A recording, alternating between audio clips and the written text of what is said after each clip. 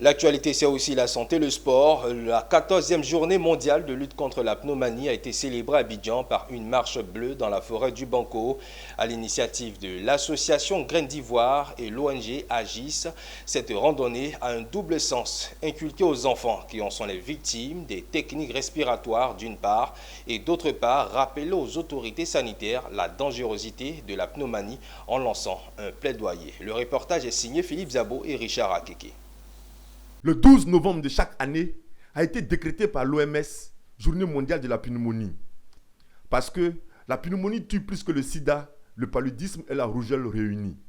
1,8 million d'enfants de moins de 5 ans décèdent de cette maladie.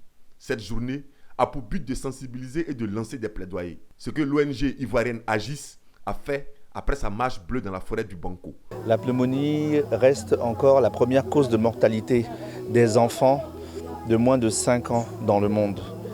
Et c'est une maladie respiratoire qui tue silencieusement nos enfants. La raison pour laquelle nous sommes là aujourd'hui pour encore plaidoyer auprès des populations, auprès des autorités, pour leur expliquer qu'il ne faut pas lâcher le combat, que la lutte continue et qu'il faut absolument qu'on tienne encore le cap dans la vaccination, dans les consultations, dans l'éducation à la santé, dans les mesures barrières, dans l'apport d'oxygène dans les centres de santé, parce que l'oxygène pour tous, c'est important aussi pour lutter contre la pneumonie. Donc aujourd'hui, on est là pour crier encore et envoyer un cri du cœur pour dire qu'on a encore besoin de bénévoles, on a encore besoin de partenaires, de bailleurs, on a encore besoin de nos autorités.